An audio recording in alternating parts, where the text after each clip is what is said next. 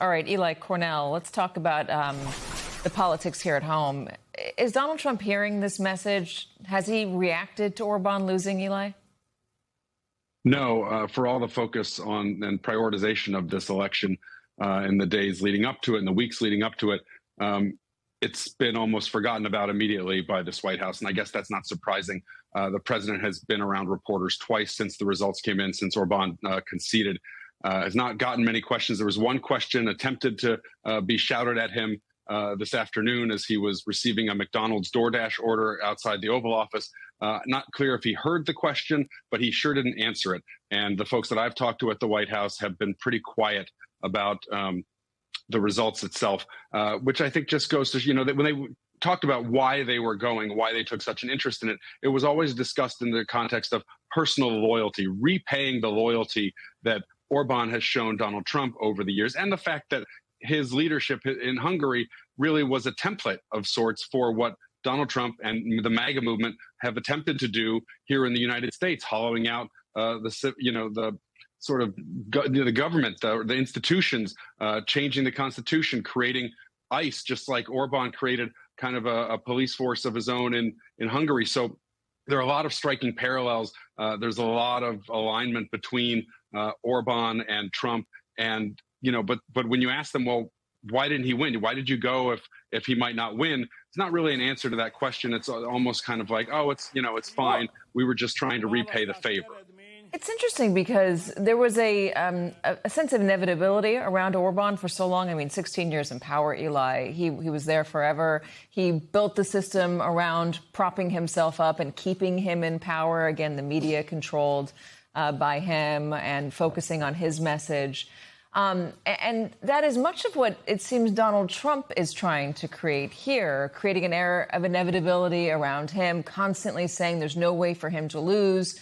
The only way for him to lose or the party to lose is because of cheating, trying to change districts, force redistricting across this country in off years. That air of inevitability, do they still believe that at the White House? Are they still buying what they have been selling? Or do they see these polls? I mean, if Donald Trump doesn't see these polls that tell them over and over again the American public is not happy, do his staffers see them? And have they tried to adjust anything, or is it just falling on deaf ears? Well, I know that J.D. Vance is seeing this data, right? Donald Trump isn't going to run again. You've done a lot of reporting around how this administration, this term is so different from the first in terms of just not getting much pushback or any, contrarian opinions from too many people inside the White House. I don't know if there was anybody who said, like, maybe we should tap the brakes in going all in for Orban. It looks like he's going to lose. They wanted to do this. They did this. But I think, you're making an obvious and smart point here, which is that this should be concerning, right? The aura of invincibility or inevitability here around nationalist populist movements that Trump saw in Orban, what he wanted to create here, and this kind of open-ended, term and power that Orban has, that is shattered by the fact that he was defeated despite all the advantages that he created for himself that Ian just talked about.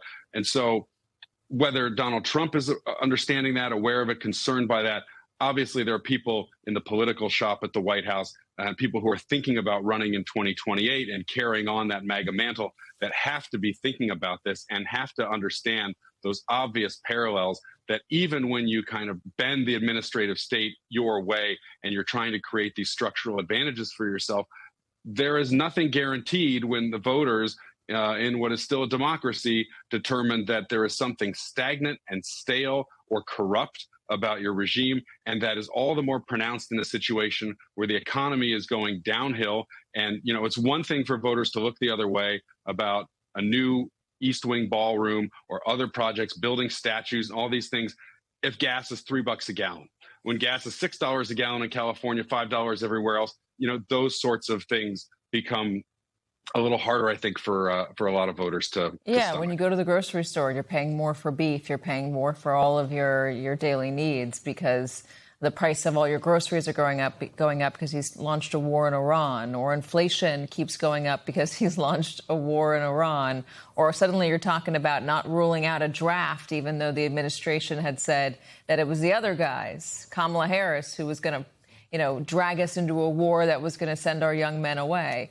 All of these things, these flagrant, the flagrant breaking of these promises, you do have to wonder when that stuff really does start to settle and become hard to overcome. And it seems like that might be happening right now. Cornel, what is the lesson that Democrats take from this?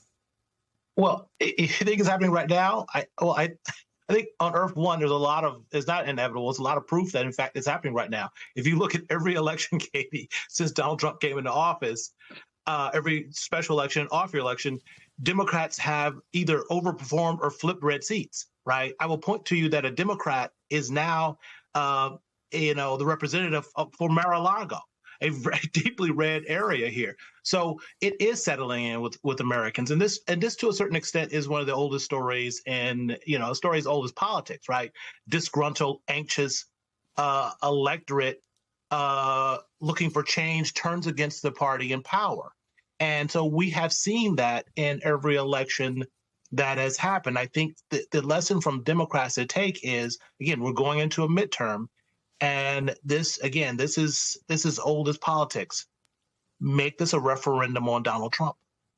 Because as you pointed out, his numbers are collapsing. His numbers have collapsed with independent voters. And something that's really interesting, and if I were a congressional Republican, I'd be really worried about, is now, Katie, if you look inside that CBS poll, you look at his numbers with non-college white voters who've been a strong base for Republicans, and for rural voters, those numbers are also beginning to slide. And if you're looking at a House seat where you thought you were a plus 10 Republican House seat, we've seen that those are now within reach for Democrats. So, at some point, I do think the Republicans running for Congress do have to read all the writing on the wall. And at some point, Kate, I think it'll be interesting when they start backing off from Donald Trump.